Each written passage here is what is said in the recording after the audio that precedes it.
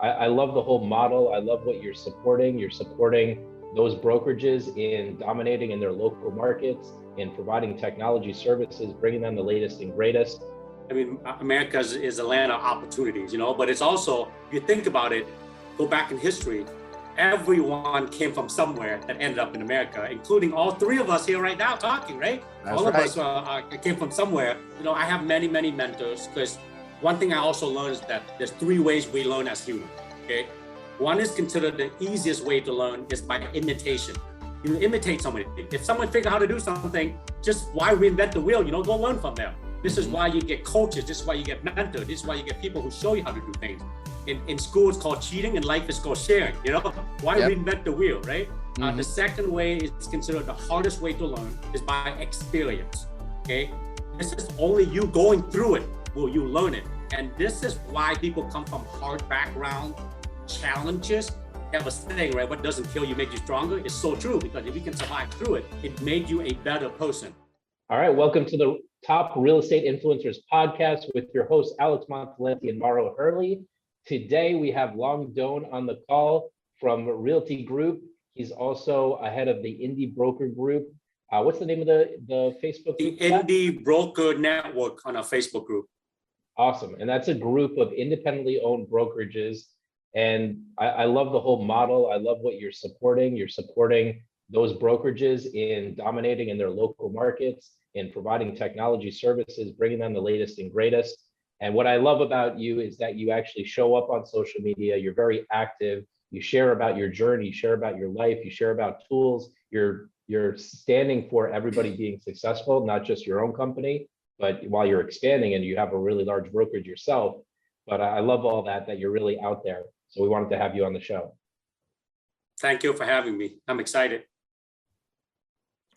Yeah, welcome. Absolutely. I'm also very excited. I read about your story, and the truth is that in America, people don't realize how good we have it, the huge opportunity we have available. But you're one of those few people, I'm going to say probably 1 percentile in America that you see the opportunity and you took it 100%. So welcome aboard. Would you share with us briefly? I know you've done this before. I know you haven't been asked this question. And this is not the first time you're going to be asked this question, but would you share with us a little bit about your story, how you came here and where you are now? Yeah, I mean, you said it right, Mario. I mean, America is a land of opportunities, but it's also, if you think about it, go back in history, everyone came from somewhere that ended up in America, including all three of us here right now talking, right? That's all right. of us came from somewhere. So, for me personally, I'm probably one of the most recent refugees. Some people came hundreds of years ago and been here for a while, but I'm originally from Vietnam. And as you know, the Vietnam War happened in the mid 70s when the American pulled out. So at that time, the communist countries such as Vietnam, China, Korea, whatever, Russia, they have this thing called re-education camp. So anyone who can think for themselves is a potential threat. Doctors, attorneys, poets, professor. Well, my dad was a professor. So he right away was one of hundreds of thousands of people that was arrested into re-education camp. That's what they call it. So I was 8 at the time. My 2 younger brothers was 4 and 2. Okay, so I'll give you the shortened version. But, I lived until I was 13 years old. So for about 5 years, I was kind of man of the house.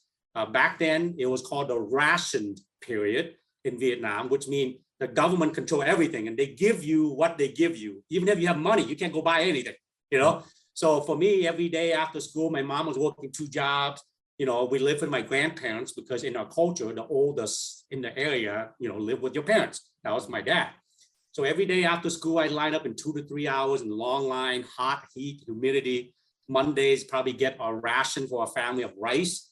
Tuesday might be protein. Wednesday might be spices. Thursday might be detergent. You literally line up and they give you based on the ration of how many people in your household. Okay, that was the way it was for a long, long time. Of course, I had no future there because of my dad, who was a political prisoner or in re-education camp. I could not go to school. Well, both of my parents were very well educated. They both got scholarships to Florida State University from Vietnam. My dad came back with a PhD. My mom came back with a master's degree. So that was no future for me to even have any of those. And it was really bad living condition back then. you know. So a lot of people left Vietnam and were a coastal country. Because of that, we were called the boat people, because most of us left by boat. So essentially what happened was people take this river fishing boat, have a secret compartment underneath, and they would smuggle people out, and you would pay for a spot on the boat. Well, for me, it was my third try. I'm the oldest. You don't want to put all your eggs in one basket, or all the kids on there, because the survival rate is less than 50%. I tell people all the time, I'm a flip of a coin sitting here talking to you, you know. I happened to land on the right side. So it was my third try. She had to get me on the boat. I was one of 153 people in a small fishing boat. I literally finally made it, and you probably seen from movies, books, magazine, you know, hundreds of people on this boat. What happened is we're underneath, and then we fished down this river called the Mekong River. It runs through a lot of Asian country until it feeds into international water in the ocean. So if you make it down the river, which I got caught the first 2 times, the third time we made it through, got into the ocean, and the plan is you float until someone picks you up, or you run out of gas, food, water, and you die. And this is for me, it was the early 80s, 1981, 82 there. I was 13 years old when I left. And a lot of country back then too, it was really bad too, right? In the 80s, there was the economy was really bad all around the world. And in Vietnam, when we leave, our money is worth nothing. So guess what? People convert them to jewelries or gold or whatever they take with, right? And surrounding fishermen, times are tough, they turn pirates. So, you know, all the Thai, Chinese, you know, Japanese, the fishermen, they find this little river fishing boat, can't outrun the ocean boat, right? They get on, usually take all the jewelry, the gold, usually rape the women, sink the boat, because that was mercy killing, because they take everything, gas, food, right? You're eventually going to die. So that was mercy killing. So as 13 years old, I saw a body floating, you know, so probably recently sunken boat nearby. We got lucky. We never ran across any pirates. So we ran across, eventually we had 1 day's left of food and water. I was told later. And, you know, so my journey, the first 3 days, 4 days was pretty bad. So we're underneath the river fishing boat, and we fished down the Mekong River. 153 people in the size of probably 2 to 3 regular office, 10 by 10. Just think of that, right? So don't think of 3 of that. If you're in a regular hotel right now, I know you're at an event in New Jersey right now, Mario. I don't know how big your hotel, usually maybe 2 rooms like that, okay? 153 people cramped, sit shoulder to shoulder, 3 days, can't go to the bathroom except right there, number 1, number 2, whatever it is, thrown up because of the condition of the water, you know, can't make any noise. It was no fun. So when we finally got to international water, everyone gets to go on top. And that's for me, it felt like going from hell to heaven, just the fresh air you take for granted, you know? But that's when you realize you're like the point of no return, because you're out here. The first 2 times I got caught, so I got to go home. This time, that's it, man. Either you make it or you don't. So we got lucky. Boats went by, was not a pirate, calling to the nearest refugee camp. So during that time, Red Cross has set up refugee camps all around Vietnam, Malaysia, Thailand, you know, all the country nearby. So Indonesia. So where I was, we ended up in Malaysia. So the island I was on, I know Mario, you read about it in Wikipedia page. It was nicknamed Hell Island at the time, where it was considered to be the most heavily populated place on earth. I was one of 40,000 people in the size of a football field. Okay. Wow. Now, because I was an orphan, I was there by myself. I was only there for 8 months. There are people there 4 to 5 years. Okay. So fast forward, after 8 months of terrible living condition, I ended up here in America, in Minnesota, where I'm at right now, because my uncle, who was my dad's brother, lived in Minnesota. So he sponsored me. So I'm an orphan and I got a sponsor. Okay. Many people have to wait for church, nonprofit, someone to get them over, right? Whatever country they declare to go to. And so that's how I ended up here in America. I was 14 by the time I got here, because I was at the island for 8 months. Wow. You know what's amazing is the fact that when you got caught twice, I'm sure you didn't think twice. You're going to try again and again and again, because, you know, what else you're going to do? Just sit there and like wait to die. Because the alternative. Yes. And it was great. That's how right. the fact that you were 13, was that better than if you were an adult, if they caught you the first time? Very good question. So back then, if you get caught and you're 16 or older as a male, back then the Vietnamese was at war with the Chinese. Okay. So you literally get sent to the front line. run around until you get shot to death as an ammunition boy. They don't want to waste a bullet on you. That's why I left when I was younger, because by the time I'm 16, if I get caught, I'm done. And you know what's so funny? You're gonna be blown away by this, Long. I'm also an orphan, but this brother right here, my best friend here, he has a mom and a dad still. So, I can relate with you a lot with the hard life. I was an orphan. I came to America, and my mom died when I was 10 years old. I never met my dad until now. I still don't know nothing at this point. I don't mind, because I have my own kids. But it's interesting, the fact that Alex too, even though you had a mom and a dad, you could also say things were not so fun either. You also had to go through your own struggles. Yeah. Like Alex, it's amazing. You have a mom and a dad. Do you still have a mom and dad, Long? Yep. So they are alive and they're here now. So my dad, the other story on that is, as a prison, right? He was in prison when I was 8 years old. When he was arrested, I did not see him again until I was 32 years old. So he was fortunate to be alive, because he keep writing articles about democracy and human rights, keep getting smuggled out, published in the free world. Because of that, the American during that time has an economic embargo in Vietnam. So every time they have the conversation with the Vietnamese government, my dad's name would come up, because the late Senator John McCain, who was a POW in the Vietnam War himself, adopted my dad as a prisoner of conscience. So that's why they kept asking about my dad, otherwise they would kill him off. So by the time they did agree to release him, the condition was he had to be exiled directly to America. So they came and lived with myself in Minnesota for a while, and it's too cold for them, of course. So they moved to Virginia, where my mom just retired after working for the State Department for 20 years. Unbelievable. So you're actually part of a family of, strong people who have strong convictions. That's amazing. So I definitely, salute you for being who you are, for your journey. And we want to get in now into the present times, your current goals, your vision for the future, your perspective for what's going on in the real estate industry, but just in general in the American, in the market and all that. So let me ask you, how did you get into real estate?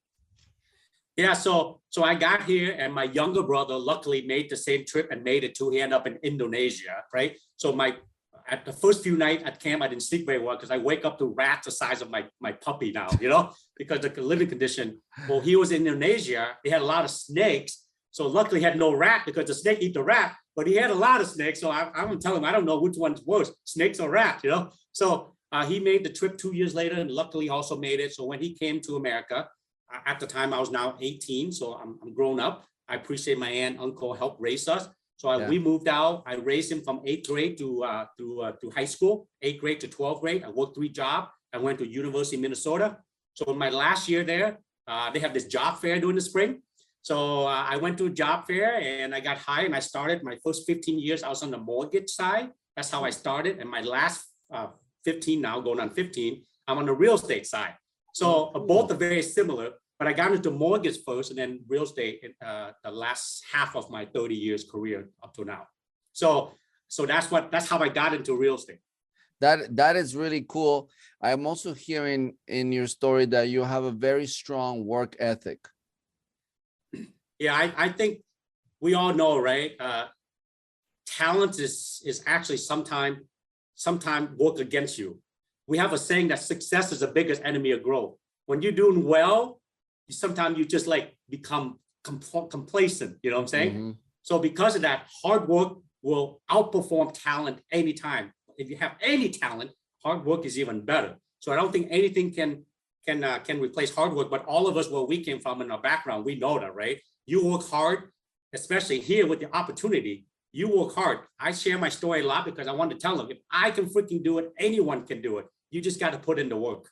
Absolutely. So I'm sure you had something that reminded you that there's a better tomorrow. So who do you have today, or who did you have in those days that influenced you, that inspired you to keep going? Yeah, I have many mentors, because one thing I also learned is that there's 3 ways we learn as human. Okay. One is considered the easiest way to learn is by imitation. You imitate somebody. If someone figure out how to do something, just why reinvent the wheel? Go learn from them. This is why you get coaches. This is why you get mentors. This is why you get people who show you how to do things. In school, it's called cheating. In life, it's called sharing. Why reinvent the wheel, right? The second way is considered the hardest way to learn is by experience. Okay, this is only you going through it will you learn it. And this is why people come from hard background challenges. They have a saying, right? What doesn't kill you makes you stronger. It's so true, because if you can survive through it, it made you a better person. Yeah. Now, the cool thing about experience nowadays, you can also share or learn from someone else's experience. So you don't have to I don't want people to go through my same experience anymore to learn. I will share with them my experience so they can learn from it, which leads to the third way we learn, which is considered the most noble, is by reflection. Okay. So for me, I think how I learn everything is I learn from everybody, and then I reflect on how things work and how it works for me. So, but the one person I probably look up to is my own father. He spent 20 some plus year in prison, because he believed in something, and he never, considered folding. He would fight to the death for his cause. Because of that, I believe in, do what is right versus what is easy or popular. And for me, that's kind of been how I grow and learn. So I'm also very teachable. I'll learn from anybody who has something good to show me, man. I'll never say I know everything. Just a lot of time, that's how I learn. So I would not say I have one or two really key person. I have many, because throughout my journey in life, I learned certain things from this person. Tonight, my routine I have is I reflect every night. I'll look at my calendar, you guys, of all the things that happened today. Because if it's not on my calendar, it didn't happen, okay? And then I usually think, could I have done something differently? Could I have answered Mario a question differently? What did I learn from Alex? What did I learn from Mario? This is how I reflect, right? And that's what I do every night. I will do the same tonight after talking to you guys. And that's how I learn. Because of that, hundreds of people have influenced where I am today. You're a lot like me, as a matter of fact. Since I came to America, I read a whole lot of books. I was introduced to religion, and I wanted to have an experience. I wanted to feel something. I didn't feel nothing. Then I looked for, mentors, you name it, Tony Robbins, Dan Penn, the list goes on and on. But like you, I had to get a little bit of everybody and then do my own thing, and that's the way that's worked for me the best. Today I'm a life trainer, and I help people when it comes to their communication, being effective, having a life that actually works, and that they're satisfied. Love that. Yeah, so it's so cool. I mean, it's so cool to me, like a kindred spirit. So let's talk about, you've been through that, and okay, that's what happened in the past. Now you're here. You're no joke. You're a successful person. Okay, we respect you. We consider you an influencer, right? You're at the forefront of what's coming next. So share with us about what do you see is happening in the future? What's your vision? What do you see is going to happen in terms of the industry and how it ties in with technology? Yeah. So we are in the people business. That's what we all do right now, right? You're a life coach. I'm in real estate, Alex, or whatever you're doing. We're all in the people business. So because of that, technology will never change to replace us, but it is changing the way we do business. Because of that, you have to leverage technology to start growing and building your business. But speaking of trend, people still buy and sell homes. They have for hundreds of years. They will for hundreds of more years, right? Until something crazy happens. But they're doing them differently, okay? Think of Netflix. People still watch movie and show. They just do them differently, right? Expedia, people still travel. They do them differently. Uber, people still get rides. They do them differently. Shopping, right now, every day I come home, freaking packages in front because my wife and my kids are all doing the Christmas thing, right? People still shop. They use Amazon. iBuyer is another way people are working in the real estate space. Because of that, I believe the real estate space will change significantly, because unless you start learning how to leverage technology and social media and do videos to brand yourself, you will get lost. You will become what I call the secret agent. Like, people won't even know you, because in the people business, people work with people they like and trust. They don't like you and trust you. How are they want to work with you? But now, especially Minnesota, I'm not right now. It's like in the teens and snowing. I'm not going to go door knocking, I know that's work, but I'm not going to go door knocking. It's not smart for me. social media and technology is one way you can virtual door knock hundreds, if not thousands of people on a consistent basis and frequency and all kind of stuff. So I think you will see that change. The real estate professional will also have to elevate themselves to become professional consultants, okay, with options for people, because never have there been more information readily available. People can look up YouTube, Google to find out anything. If I have an appointment with a seller or buyer, they know more about the homes than I do. That's not what I'm needed anymore. I don't have to find a home for them anymore. I am there to tell them that so much information going on. What do they do with that information? And then being a life coach, Mario, everything go back to the mindset anyway. So that's eventually at the end of the day, you will see real estate professionals have to become CEO of their own company and understand they are in the people business. They work with people and they run a business. If all they think they're a real estate agent, opening door, completing a few paperwork and get a big commission, they're in for big change. That's beautiful. Do you to your team, what things are you implementing? What strategies, what technologies? Yep. So in our model, we treat every agent as a CEO of their own company. Okay. And our job here as their business partner is to help them grow their business. We are tracking 104% increase. I mean, on an average, you join us, we double your business. Our number one agent, when she joined us, was doing 130 transactions a year. That's a lot already, as you guys know, right? Yeah. I don't care, nationally, locally, 130. Last year, she closed 275. She still doubled her business with us. So what we do, Mario and Alex, besides the technology piece, which we do bring in AI technology, all the great third-party tools out there that we bring in including things from RealGrader and other places. But the thing we focus the most on is that besides teaching our agent what we call real estate IQ, like how to do real estate, everything real estate related, it's EQ and mindset is what we double down on, especially in 2020, 21 and 2020 because of the COVID thing, right? It's never been, real estate professional is a crazy industry. Why? On an average, 48 people touches a real estate transaction. You, the agent on this side, the other agent or broker, depending what state you're in, right? The buyer, the seller, the loan officer, the closer, title, escrow, insurance, right? Stager, photographer, mover, inspector, appraiser. I can name on and on and on. About 48 people touching those real estate transactions. And any one of those people can mess up your deal as a real estate professional, right? The deal can be dead. The other thing too is, as a real estate professional, you're constantly out there trying to get interviews. And when you get an interview with the buyer or the seller, you try to do a really good job so they hire you. And then once they hire you, you work your butt off to work yourself out of a job in 30 to 45 days so you can do it all over again. I mean, that's a very high stress situation. That's why you see agents do this, jump in and out. So at the end of the day, we want them to be up here, work on their mindset and their emotional intelligence, because that's how they will consistently grow instead of just teaching them how to do real estate, which we also do, but we double down. So that's one thing that we do, Mario, is we brought on this thing called My Steady Mind. Okay. As a life coach, you will like that, right? So Dr. Seth Hickerson, he was working with Navy SEALs, SWAT team, ER surgeons, just high stress situation. When we share with him how stressful the real estate industry is, he's like, oh my God, this is crazy. So then he modified that to fit the real estate. We were the beta test company. So that's what we did, Mario. When you ask us is, we want to be, the buyer seller is expecting the agent to be different. The agent, our customer as a broker, is expecting the broker to be different, right? Because we now have to service the agent differently so they can service the end consumer. And for us, the big piece was mindset. And through COVID, we grew right through it because we doubled down on the mindset piece. So tell us what happened during COVID, because we have, so far, we would love to share our story about how RealGrader, our organization, transformed things to COVID. What was it like for your organization? Yeah, so as soon as COVID hit, no one knows what's going on, right?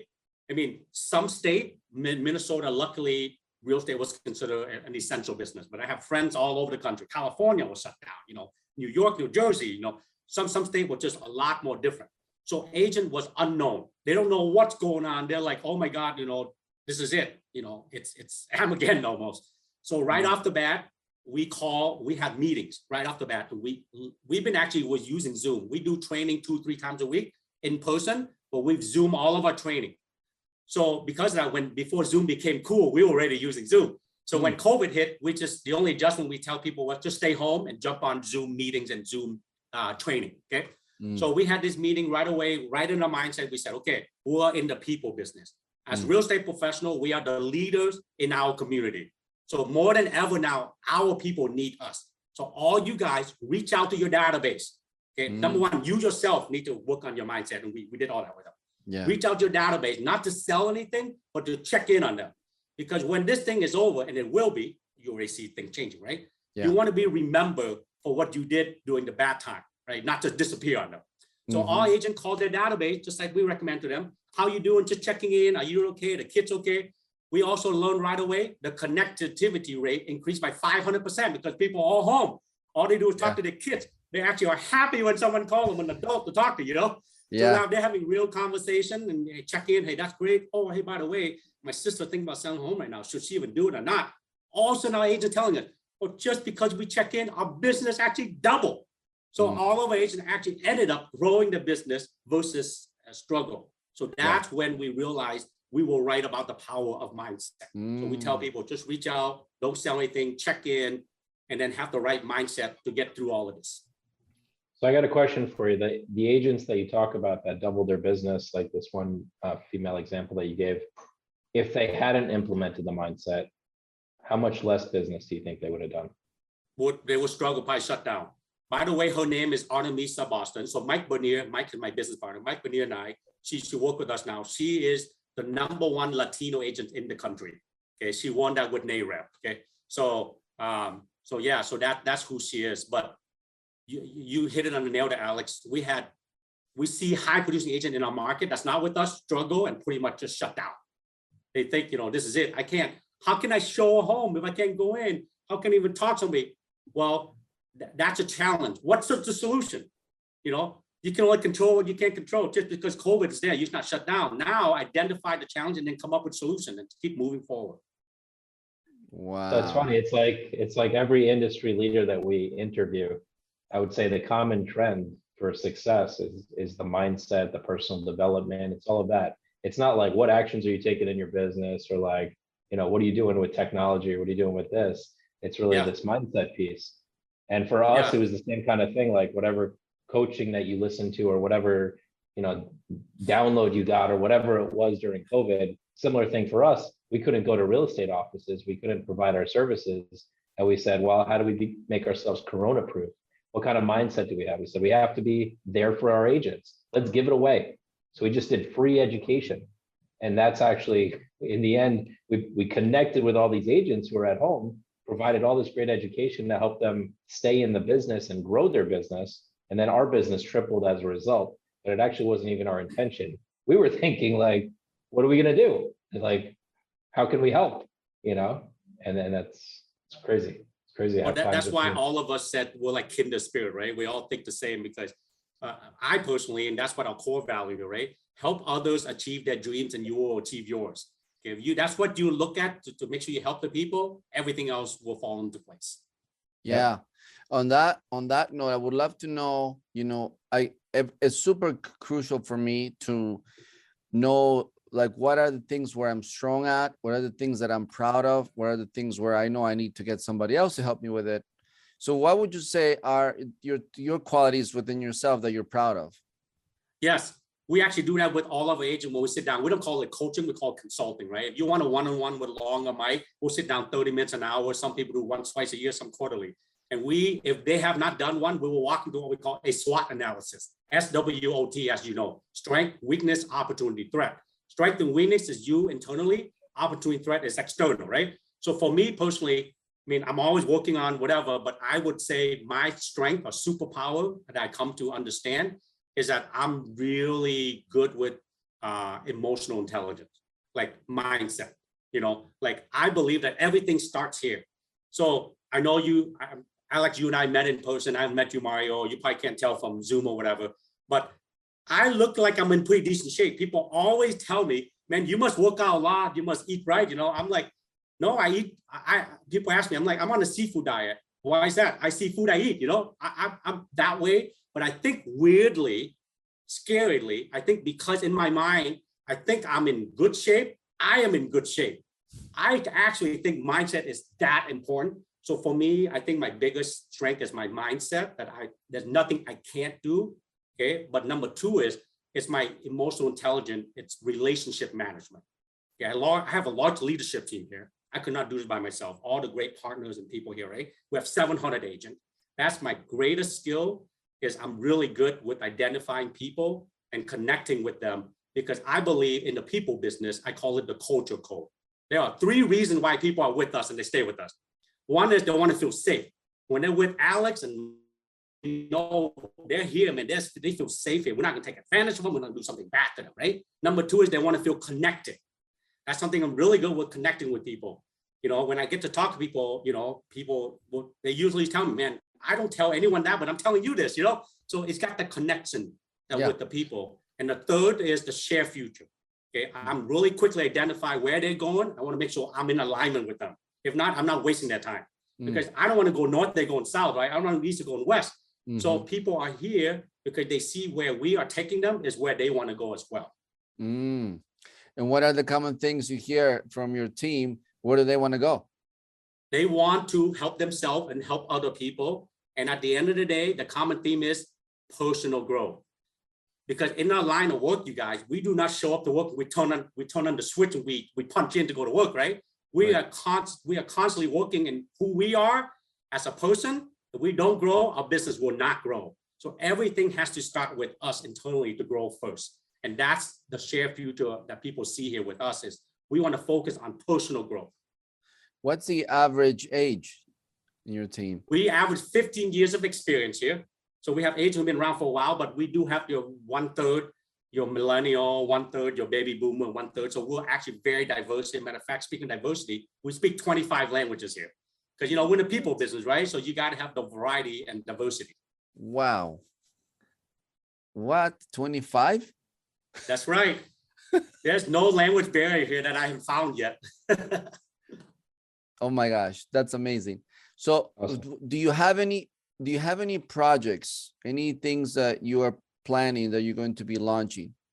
Yes. So for me, I believe that, again, I said it very early on, that success is the biggest enemy of growth, right? So you always constantly have to keep growing, because, life is a journey, right? Not a destination, because if you arrive at your destination in life, you're dead, right? So you constantly want to be continuing to appreciate what you have and continue to grow. So our next big project right now is we're licensed in Minnesota and Wisconsin, and we like to grow into the snowbird state, we call them. There's a lot of Minnesota here in the winter. We go to Florida or Arizona. So our project is Florizona.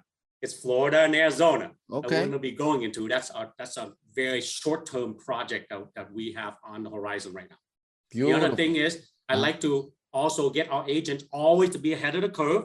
So we know blockchain and NFT and cryptocurrency is right around the corner. So we're positioning our agent to be ready for that. So you're bringing in people to educate them, or what?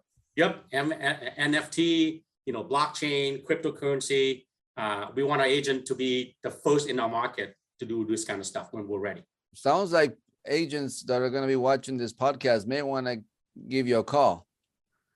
Yeah, we when we sit down to meet with agents, many of them do come and join us. Wow. Do you want to share the information if they want to connect with you, how they can do that? Yeah, Realty Group in Minnesota. You probably Google me, Long Doan, Minnesota. I'll probably pop up in the first couple of pages. Quite a few articles about me, by why you found me. And I'm very open. You can get a hold of me, the direct message. I am Facebook, whatever. I'm very easy to get a hold of and find. And what's your criteria for somebody to join your team? Yep, you have to want to grow and you have to want to help people, because we believe you help people, money will come, right? So a profile agent is someone who know that if you don't change, you will not survive. Matter of fact, we have an acronym here that's called LIFE. LIFE here for us is L is learn. I'm learning from you guys today. We're all learning from each other, right? Yeah. But why does 92% of people never achieve their goal? Because they don't implement, which is I. So we tell people, go implement. Matter of fact, we say, build a plane while you're flying it. If you don't try to implement it, doesn't matter, right?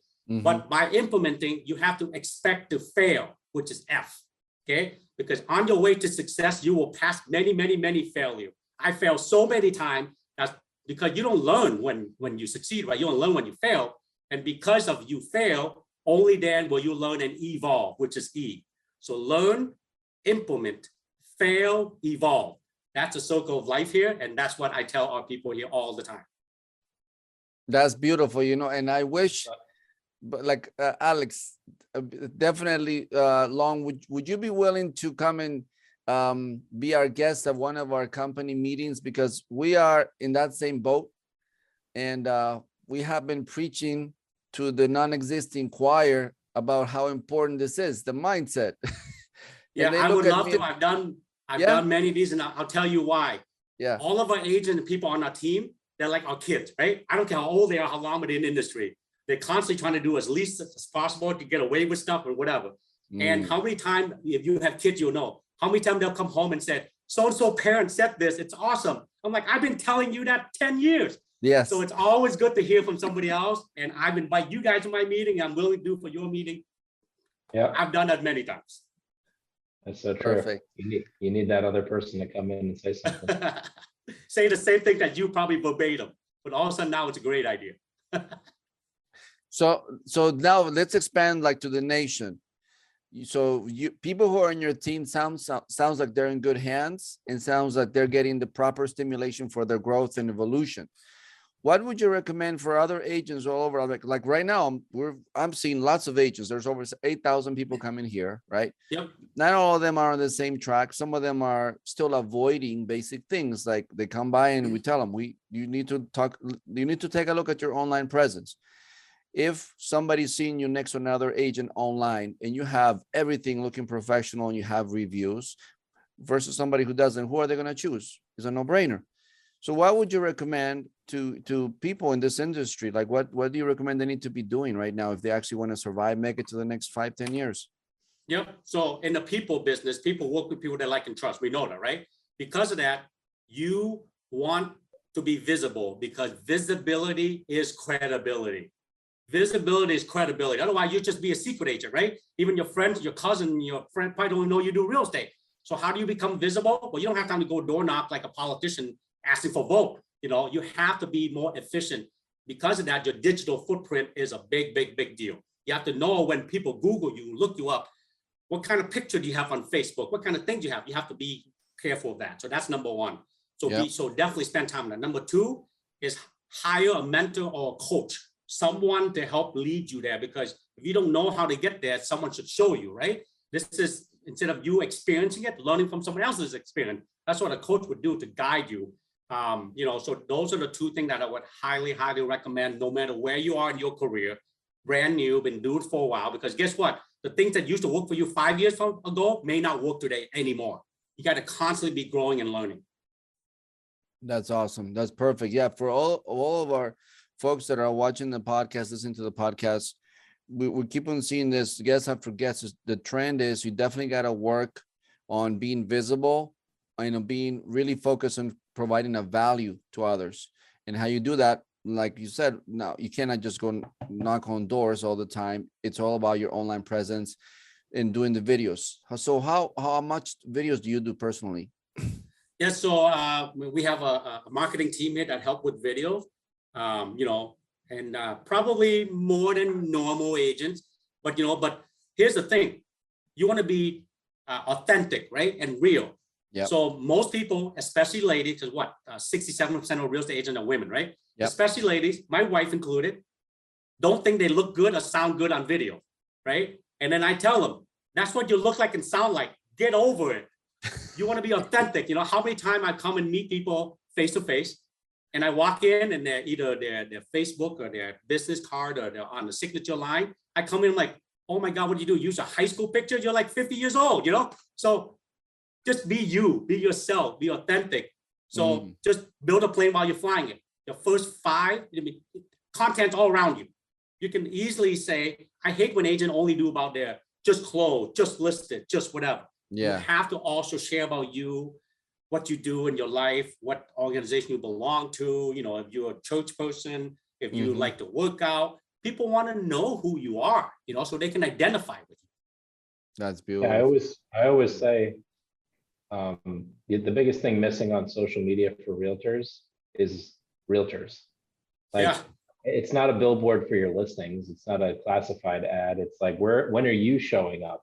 Do you, and do realtors walk into a listing presentation like, don't look at me, don't look at me, but that's please right. sign the listing agreement? Like, no, you need to actually show up just the way you do in real life. And when you do that, you connect with people. And I think That's that's right. what I see you authentic, connecting, sharing on social media. I'm sure a lot of recruiting happens as a result of that. Like, they Yep. see you, they get to know you. They're like, I already feel like I know you. They probably walk in the door. They're like, oh, I already know who you are. This is why I'm here. You don't even need to Yep. sell them at that point. Yep. Because everything you said, Mario and Alex, is right. Because you want to attract instead of chase, right? So if Mhm. people know who you are, the right people will be attracted to you. You know, this way you always weed out the people who probably not in alignment with you anyway. You know? Yeah, I'm always very happy to make it very clear what is our message, what we're here to provide, and who is the ideal candidate to work with us. And when I meet agents that say, oh, I don't need that, I say, okay, thank you, next. Like before, I used to think, oh, everyone needs to be convinced because they need this, but I realized there's so many people out there. We're talking about thousands and thousands of agents. We got plenty of people to work with, so might as well work with those that want to be in the same boat as you. It's a beautiful thing. Let me ask you something else. What do you think needs to happen in our industry, given the fact that technology is moving so quickly more than ever? I believe that as an industry, we need to kind of self-police and clean ourselves up a little bit, right? We can't wait for policymakers or whatever, because at the end of the day, our perception is not great because our barrier of entry is too low.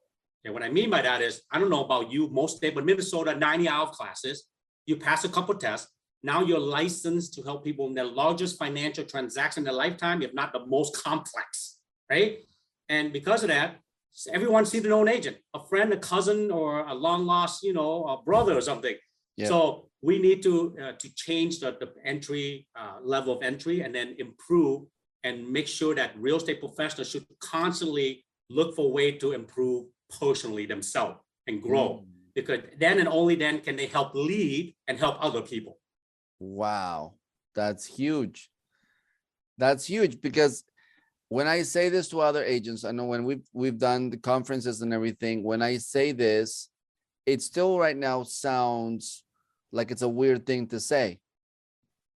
But the reality is, those who are successful, those who put in the work, those who done the homework, they say it's a must. It's really a must. And I love the fact that you are one of those leaders that says that's what needs to happen in our industry. Yep. That's huge. So let us know, are you noticing any trends, like in terms of, let's say, social media, right? All the different platforms, we can mention them if you like. What are you seeing are the trends? Like, where is all this headed to? Yep. So of course, right, it was we are old enough to remember, right? MySpace and everything kind of moved, right? And Facebook was great, and YouTube, and then Instagram and Twitter, whatever.